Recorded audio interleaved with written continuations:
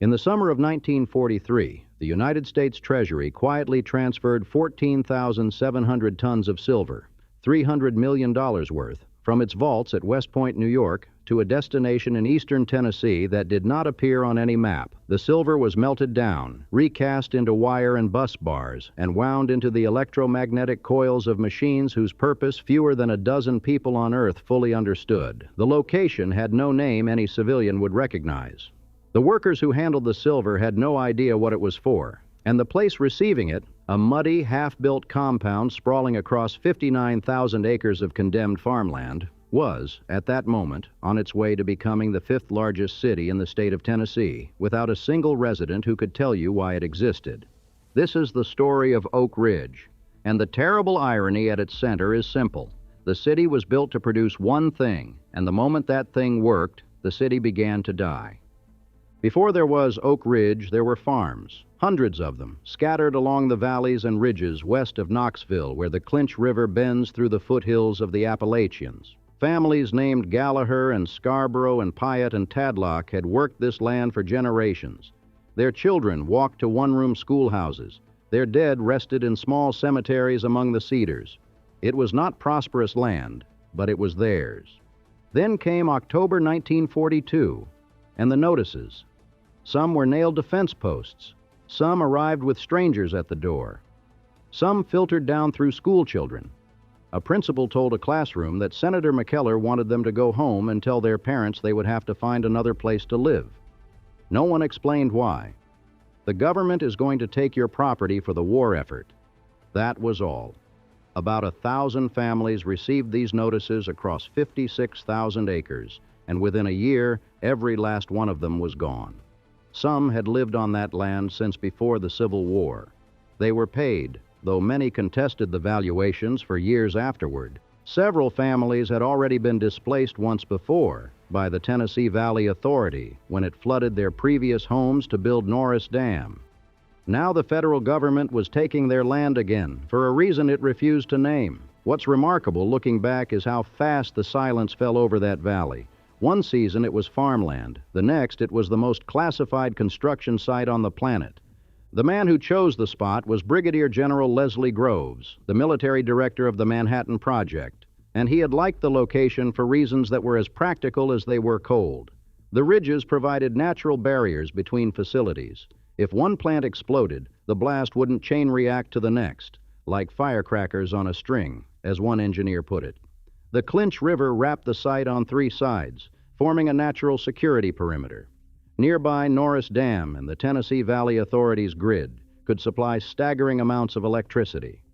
And Knoxville, just 20 miles east, offered a labor pool of over 100,000 people.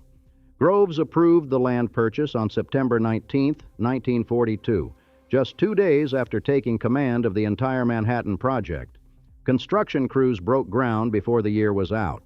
Tennessee's Governor, Prentice Cooper, was handed a presidential proclamation declaring the site a military district no longer under state authority. He tore it up without reading it and refused to meet with the Army engineers. It didn't matter. The project moved forward regardless. Now here is where the story becomes something no other American city can claim.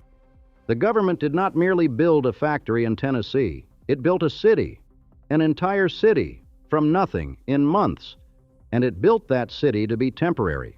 The architectural firm of Skidmore, Owings, and Merrill, already one of the most prestigious practices in the country, was contracted to design the whole thing: streets, houses, shops, schools, a church.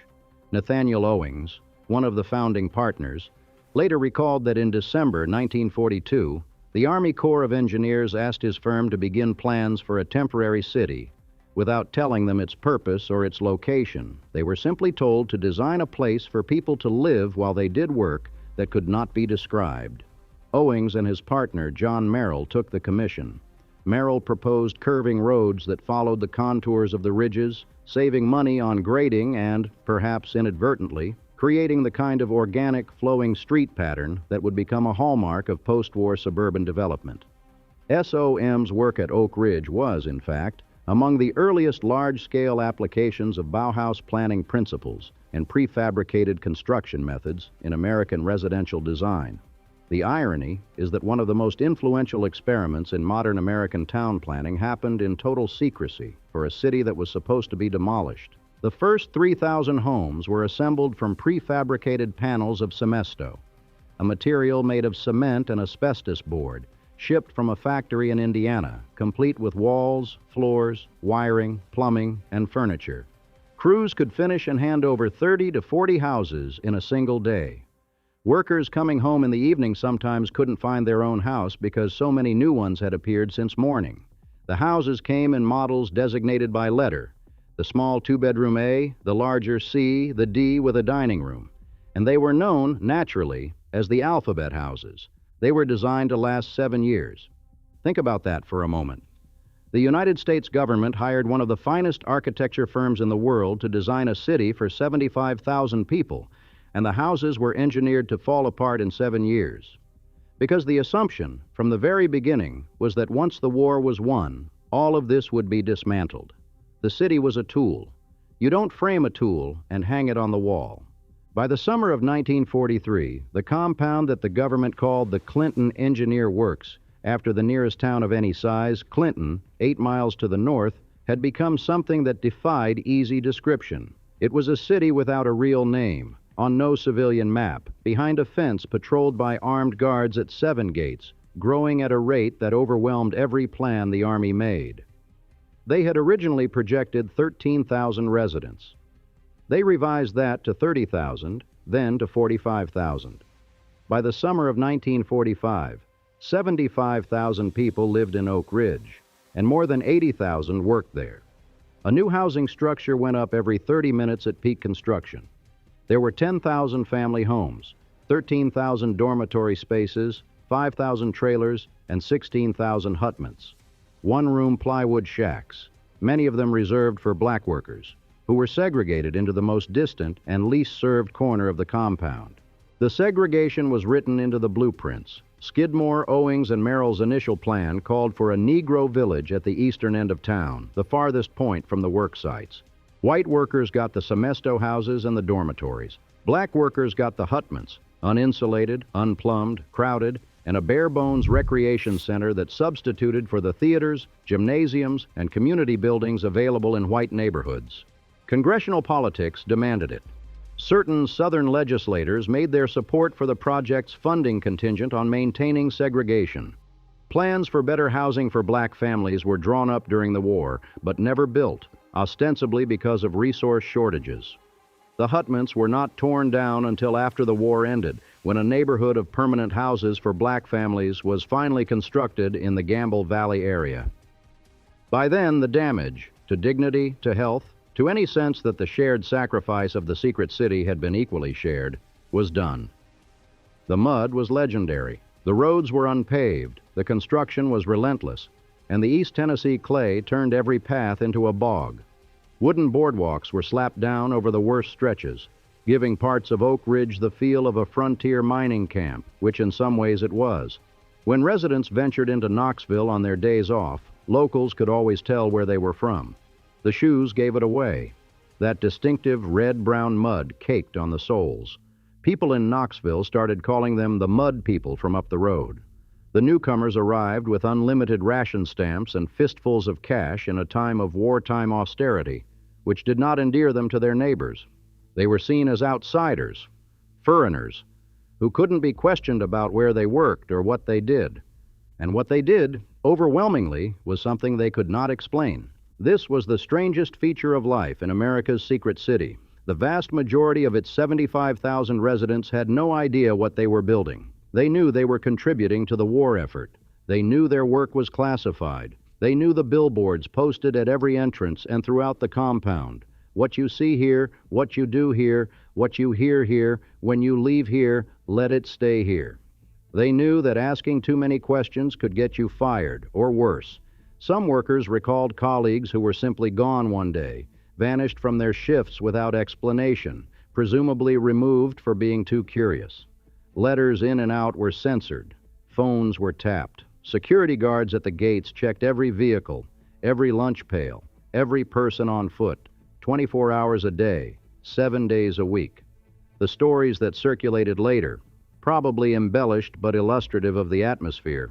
Included guards opening coffins at the checkpoints to make sure nobody was smuggling secrets out in a casket. The entire compound was ringed by guard towers and fencing. You wore your badge everywhere. You didn't talk about your work to your spouse over dinner. You didn't write about it to your mother. You certainly didn't discuss it in Knoxville, where the suspicion toward Oak Ridge's mud-footed workers was already thick enough. But the product, the purpose, the end game of all this staggering effort, almost nobody knew. If someone at a bar in Knoxville asked what you were making out at Oak Ridge, the standard answer was a wry deflection, 79 cents an hour. Behind that joke lay an operation of almost incomprehensible scale and expense. Oak Ridge received roughly 60% of the entire Manhattan Project's $2 billion budget, about $1.2 billion in 1945 dollars, something close to $17 billion today. 3 massive industrial facilities were built in separate valleys across the reservation, each pursuing a different method of producing material for the bomb. The Y-12 plant, designed by Stone and Webster of Boston at a cost of $478 million, used a process called electromagnetic separation. The machines were Calutrons. The name was shorthand for California University cyclotrons, after the lab where physicist Ernest Lawrence had invented the concept.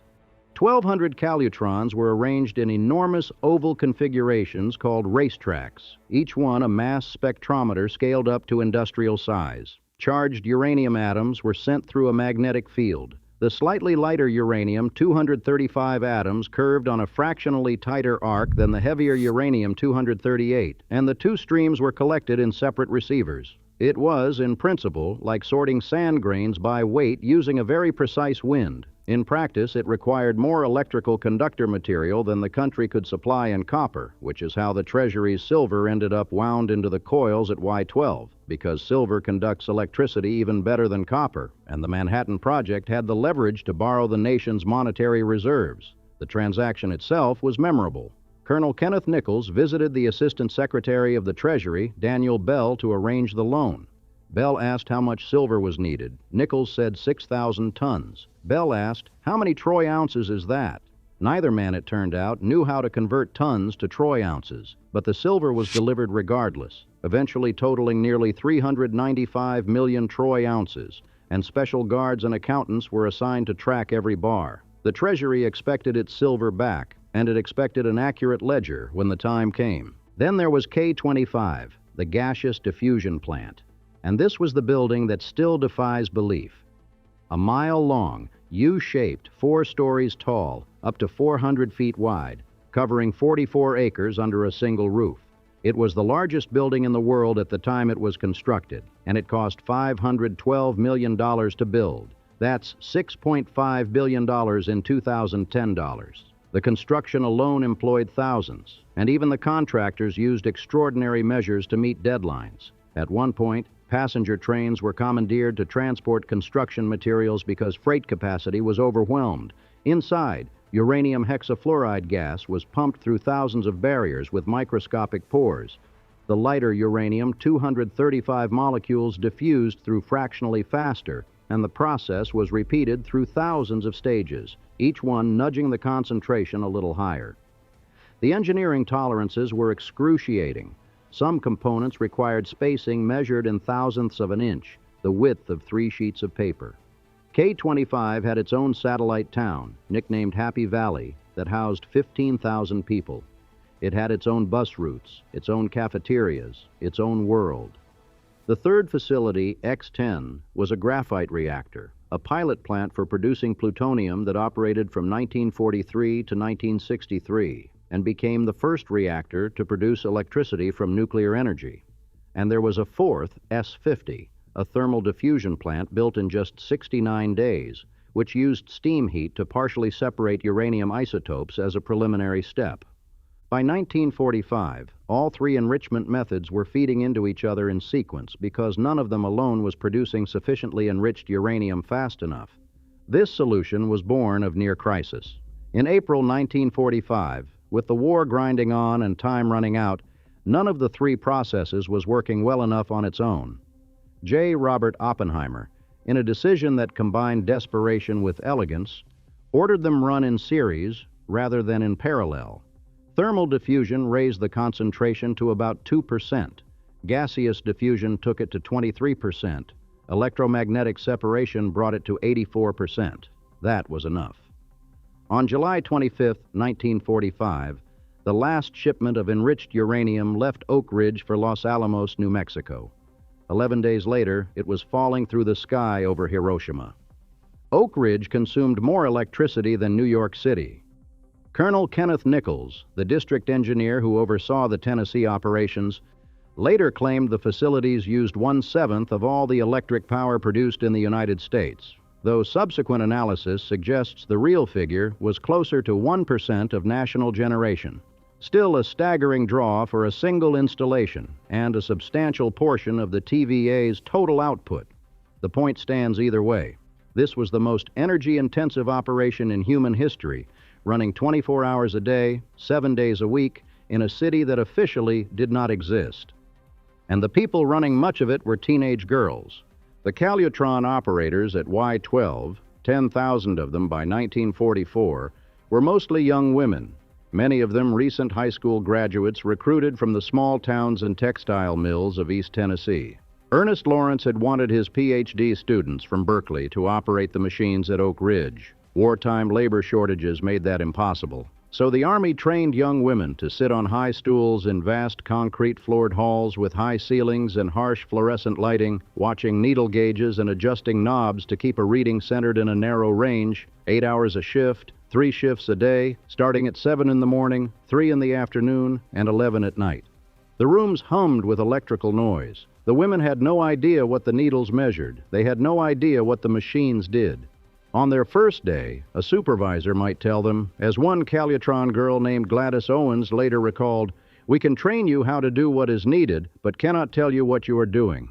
I can only tell you that if our enemies beat us to it, God have mercy on us." That was the entire briefing. Then you sat on the stool and watched the needle. For many of these women, this was the first real paycheck they had ever earned, far better than the textile mills back home. They boarded buses each morning that wound through the muddy streets past those billboards, through the security checkpoints, to the massive Y-12 complex, and they did work they believed was helping the boys overseas. Social life went on, despite the strangeness of it all. Women dated, fell in love, married, had children in the secret city. Dormitory life had its own culture, shared meals, shared rooms, shared ignorance about the purpose of everything around them. In a contest that became one of the quieter legends of the Manhattan Project, the young women consistently outperformed the PhD physicists at keeping the Calutrons running efficiently. The scientists kept trying to diagnose problems. The women simply followed their training and flagged anomalies for a supervisor. Precision without understanding turned out to be more productive than brilliance without discipline. Meanwhile, life in the secret city took on its own rhythms. The Recreation and Welfare Association, established in July 1943, oversaw an improbable array of amenities for a temporary military installation.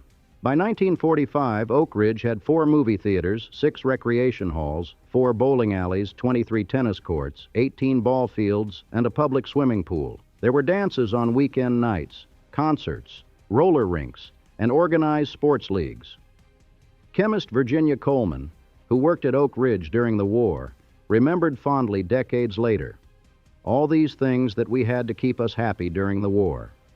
There was a weekly newspaper, the Oak Ridge Journal, and a public library with a bookmobile that circulated through the neighborhoods. There was even a symphony orchestra, this in a city where the average resident was in their 20s and had arrived from somewhere else less than a year ago.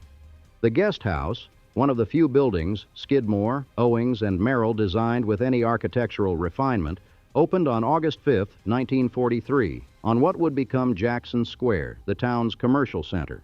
Jackson Square had shops, a multi-denominational chapel, a school nearby, and the guest house itself, which served as the closest thing Oak Ridge had to a grand hotel. It housed the generals, the visiting scientists, the politicians who came to check on the project's progress. J. Robert Oppenheimer stayed there. General Groves stayed there. The smoke and the clink of glasses and the hushed conversations about physics filled its rooms for 2 years. Ed Westcott, a 20-year-old photographer transferred from the Army Corps of Engineers' Nashville office, became the sole person permitted to own a camera inside the fence. Every image we have of wartime Oak Ridge, the Calutron girls at their panels, the shift changes at Y-12 when thousands of workers flooded the roads, the children playing in the mud, the dances, the bowling leagues, the daily texture of life in a city that wasn't supposed to be there, comes through Westcott's lens. He was the 29th employee hired for the Oak Ridge project, and he outlived nearly all of them, dying in 2019 at the age of 97. The city's bus system, run by the Army, became the 6th largest in the country. Think about that. A city with no civilian government, no elected officials, no private property, no tax base, no building that anyone owned, and it had a bus system bigger than most American metropolises. Everything was managed by the Roan Anderson Company, a subsidiary of Turner Construction, under contract to the Army. They ran the housing, the stores, the utilities, the cafeterias. You didn't buy your house in Oak Ridge. You were assigned one based on your rank and family size. You didn't own your furniture. It came with the walls. It was, in a sense, the most successful company town in American history. Zero unemployment, universal housing, full recreational facilities, free from the normal civic frictions of taxation and zoning and local politics, and all of it predicated on one thing: the secret, the fence, the badge you showed at the gate, the billboard you passed every morning. What you see here, what you do here, what you hear here, when you leave here, let it stay here. On August 6, 1945, at 8:15 in the morning Hiroshima time, a B-29 bomber named Enola Gay dropped a single uranium gun-type weapon designated Little Boy over the Japanese city of Hiroshima. The enriched uranium in that bomb had been processed at Oak Ridge. 60% of the Manhattan Project's budget, the Calutrons, the gaseous diffusion cascades, the thermal columns, the 14,700 tons of silver from the Treasury, the 75,000 people, the largest building on Earth, had been pointed for 3 years at this single moment. President Truman's announcement reached Oak Ridge the same day. The news came over the radio and spread through the compound in waves, whispered at first, then shouted, then printed in enormous type. For the first time, the workers learned what they had been doing. The Oak Ridge Journal printed a headline that would have been unthinkable 24 hours earlier: Oak Ridge attacks Japanese.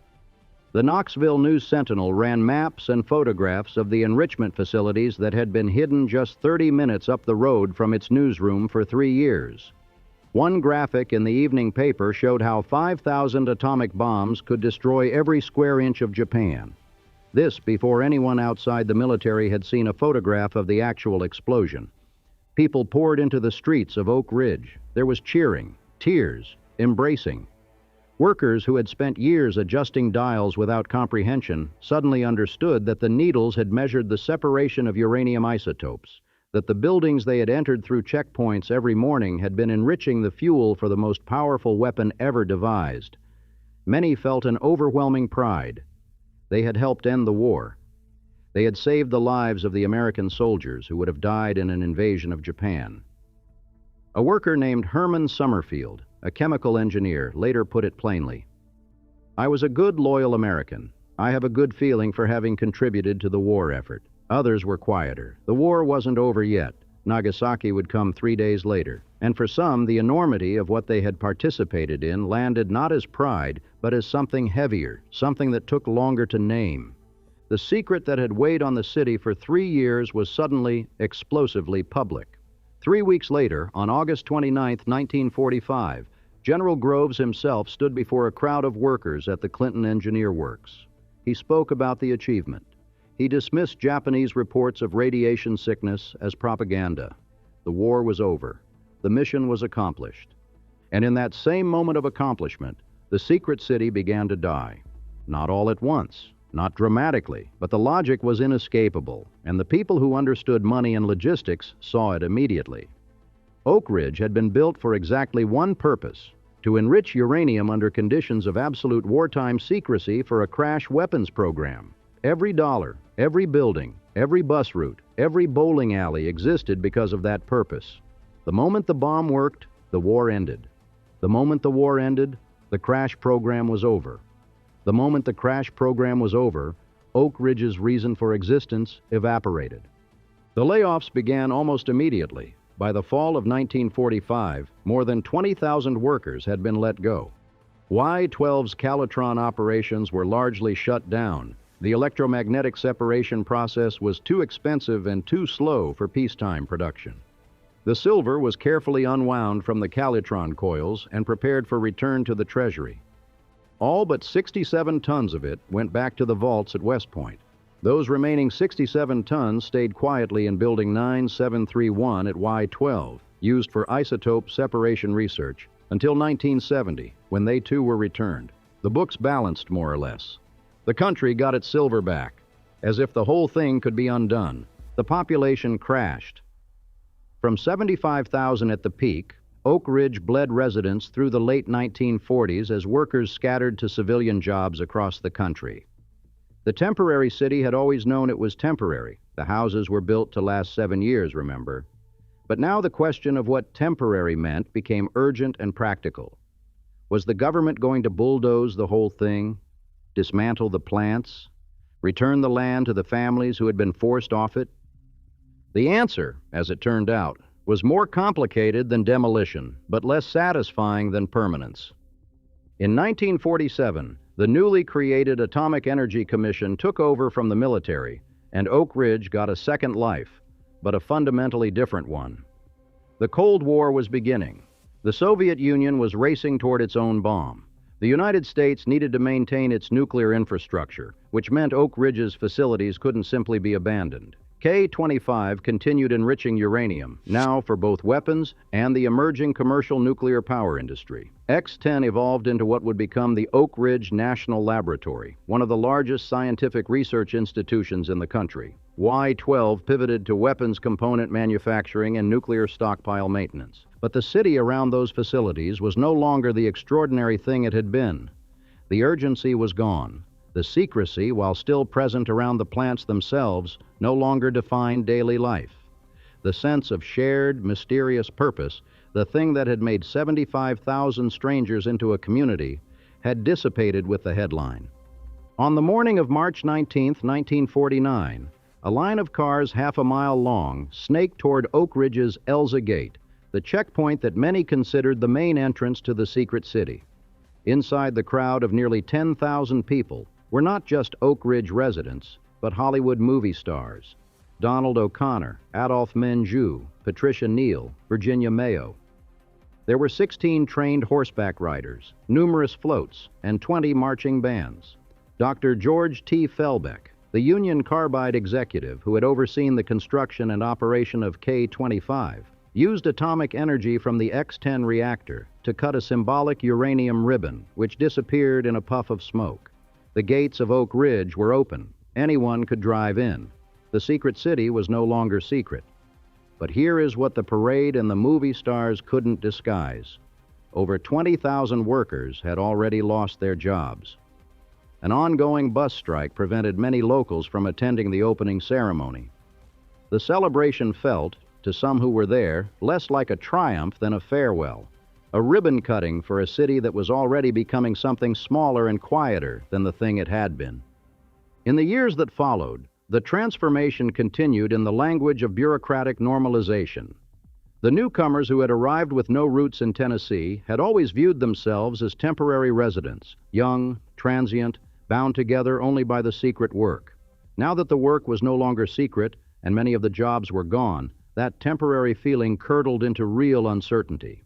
The majority of Oak Ridge's residents had been young, and the camaraderie of the war years, the dances, the bowling leagues, the shared mud and shared mystery, dissolved as people scattered to universities, to private industry, to the cities they had come from in the first place. Meanwhile, the families who had been forced off the land in 1942 watched from outside the fence as the government debated what to do with the property it had taken from them. Some harbored resentment for decades. None were invited back. Those who stayed painted their identical Semesto houses different colors, a small, poignant act of individuality in a place where everything had been government-issued. Southern Bell took over the telephone system from the Army. The Guard Force traded khaki uniforms for police blue.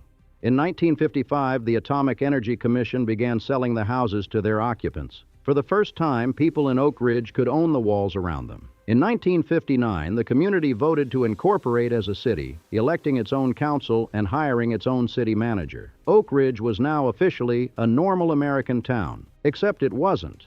Quite. The economy still depended almost entirely on federal facilities. The tax base was thin. The commercial district was modest. The cultural infrastructure, the symphony, the ballet company, the community chorus, the playhouse, endured with a tenacity that reflected the extraordinary educational level of the population, many of them scientists and engineers who had stayed on after the war. But the energy of the boom years, the wild, compressed, purposeful chaos of building a secret city from nothing in the middle of a world war, that was gone, and nothing replaced it. K-25, the largest building under one roof in the world, operated until 1964. By the mid-1980s, the entire gaseous diffusion complex, 5 buildings in all, had ceased enrichment operations. The structures sat there, contaminated with decades of uranium processing, too dangerous to simply abandon and too expensive to quickly clean up. Oak Ridge was placed on the EPA's National Priorities List as a Superfund site in 1989. The building that had helped win the war and fuel the Cold War was now an environmental liability. In December 2008, demolition crews finally began tearing K-25 apart. It took 5 years. The project cost $1.1 billion, more than twice what the building had cost to construct, even adjusting for inflation on the original price tag. The workers hauled out 6,000 compressors, 3,000 converters, 187,000 cubic yards of steel, 3,800 miles of electrical conductors, and 1.2 million cubic feet of asbestos insulation. 460,000 cubic yards of debris were shipped for disposal. On a December morning in 2013, the last section of the mile-long building crashed to the ground, and the largest building ever erected under one roof ceased to exist. It had taken the government 2 years to build it and 5 years to erase it. The guest house where Oppenheimer and Groves had stayed, renamed the Alexander Inn after a local businessman bought it in the post-war period, operated as a hotel until the mid-1990s, then fell into serious disrepair. By 2009, it had become one of the most endangered historic structures in East Tennessee. A nonprofit bought it, the city approved a tax break, and it was eventually renovated into a senior living facility. The building where the architects of the atomic age once drank martinis and argued about neutron cross-sections now houses elderly residents in assisted living apartments. The National Park Service put up a sign out front. Today, Oak Ridge has a population of roughly 32,000, less than half of what it was at the peak in 1945. The Oak Ridge National Laboratory, with a budget of $2.4 billion and a staff of nearly 6,000, is one of the premier research institutions in the world, home to some of the fastest supercomputers ever built. Y-12 still operates as a National Nuclear Security Administration facility, still handling nuclear weapons materials, still employing 8,600 people behind a security fence. In 2025, Orano USA selected Oak Ridge as the site for a new multi-billion-dollar uranium enrichment facility, the single largest private investment in Tennessee history, bringing the story full circle in a way that would have seemed both inevitable and absurd to the farmers who were handed eviction notices in 1942. But the secret city is a memory now. It's a Manhattan Project National Historical Park, established in 2015, with guided bus tours that wind through roads the public couldn't access for decades. Tourists visit the X-10 graphite reactor, peer at the footprint where K-25 once stood, and take virtual tours of Building 9731 at Y-12, where the Calutron girls once sat on wooden stools adjusting dials they didn't understand. The billboard, "What you see here, what you do here, what you hear here, when you leave here, let it stay here," has been reproduced for the K-25 History Center, where visitors read it and take photographs. The words that once enforced the most consequential secrecy in American history are now a gift shop sentiment. There is a grave on the highest point of a subdivision in Oak Ridge called Hendricks Creek, and the man buried there is perhaps the strangest footnote in all of this. His name was John Hendricks, and he was a local farmer and logger who, around the turn of the 20th century, after losing his 2-year-old daughter to diphtheria and his wife to despair, wandered into the woods, and slept on the ground for 40 nights. When he emerged, he told anyone who would listen a prophecy that his neighbors dismissed as the ravings of a broken man. Bear Creek Valley someday will be filled with great buildings and factories, and they will help toward winning the greatest war that ever will be. And there will be a city on Black Oak Ridge. He described a railroad spur branching off the main line toward Robertsville. He described big engines digging big ditches and thousands of people running to and fro. He described noise and confusion and the earth shaking. John Hendricks died in 1915, 27 years before any of it came true. Y-12 was built in Bear Creek Valley. The city was built on Black Oak Ridge. The railroad spur ran exactly where he said it would.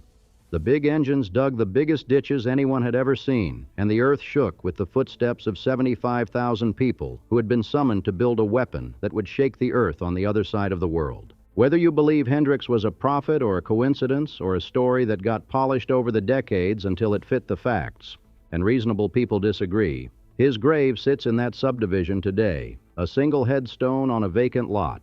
No monument, no plaque beyond a modest marker. The man who may have foreseen the secret city is buried in a place that most people in the secret city's successor have never visited.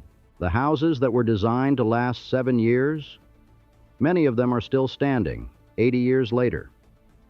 The Semesto panels turned out to be more durable than anyone expected. Some have been renovated, expanded, modernized. Some look almost exactly as they did in 1943, flat-roofed and plain, their kitchens still facing the street because the Army wanted to minimize plumbing runs. They sell now for $200,000 or more.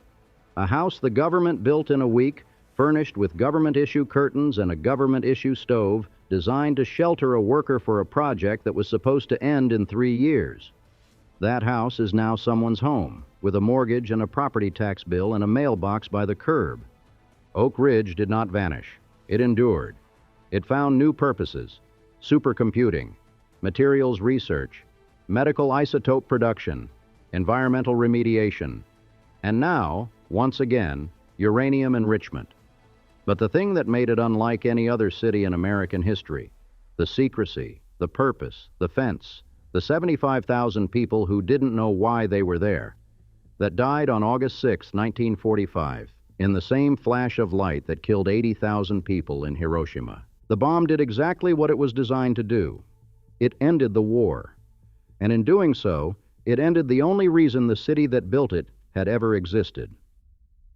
Somewhere in the vaults of the United States Treasury, 14,700 tons of silver sites in neat rows of ingots, indistinguishable from any other silver in the reserve. It was returned, inventoried, accounted for down to the ounce. The books are closed. The silver remembers nothing. But for 3 years, that metal was wound into the coils of machines in a building that 1,000 young women operated without knowing what it did, in a city that 75,000 people inhabited without knowing what it was, on land that 1,000 families had farmed without knowing what it would become. All of it pointed at a single morning over Japan that would change everything, including the city itself. The silver went back. The secret got out. The fence came down. And Oak Ridge became a place you could find on a map, which meant it was no longer the place it had been when you couldn't.